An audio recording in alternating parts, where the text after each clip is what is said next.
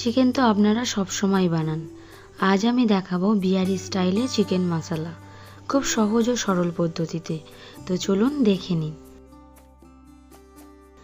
এখানে আমি 500 gram chicken নিয়েছি। এবার এই চিকেনের উপর 1 চামচ নুন, 2 চামচ হলুদ, 3 চামচ লঙ্কা গুঁড়ো, অর্ধেক লেবু ও 4 চামচ সরষের তেল দিয়ে ভালো করে মাখিয়ে নেব।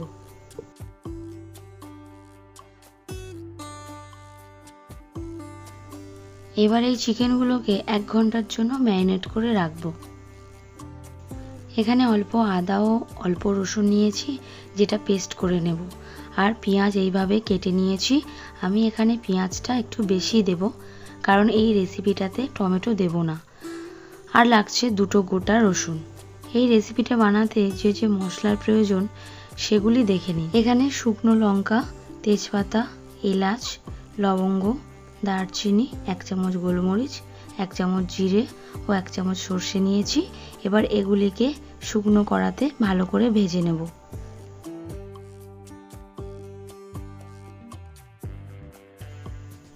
এরপর ভাজা হয়ে গেলে এগুলো হামানদিস্তার সাহায্যে পিষে নেব।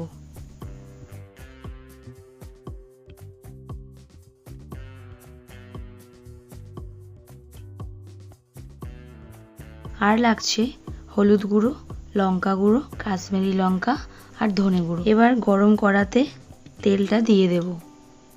তেলটা গরম হলে 3টে তেজপাতা, 3টে শুকনো লঙ্কা, 4টে এলাচ দিয়ে দেব। একটু ভালো করে নাড়াচাড়া করার পর পেঁয়াজগুলি দিয়ে দেব। পেঁয়াজটাকেও মোটামুটিভাবে ভাজবো। এরপর গোটা রসুন 2টো দিয়ে দেব। রসুনটা হালকা ভাজা হয়ে গেলে আদা রসুন পেস্টটা দিয়ে দেব, দিয়ে ভালো করে ভাজবো। এরপর ম্যারিনেট করা মাংসটা দিয়ে দেব। এবার একটু নাড়াচাড়া করে ঢাকাটা দিয়ে দেব।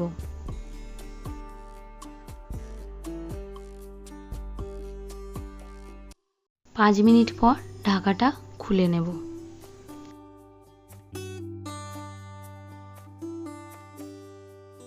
এরপর হলুদ গুঁড়ো, লঙ্কা গুঁড়ো, কাশ্মীরি লঙ্কা, ধনে গুঁড়ো ও অল্প করে ভাজা মশলা যেটা ভেজেছিলাম সেটা দিয়ে দেব। দিয়ে ভালো করে মাংসটাকে কষিয়ে নেব। মোটামুটি 70% সিদ্ধ করে নেব এইভাবে।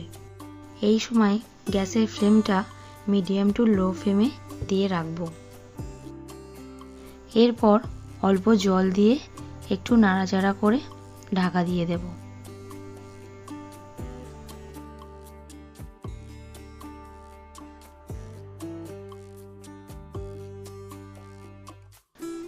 পনেরো মিনিট পর ঢাকাটা খুলে নেব।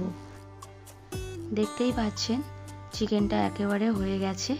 এবার আমি ভাজা যে মশলাটা করেছিলাম সেটা অল্প কিছুটা ছড়িয়ে দিয়ে নামিয়ে নেব।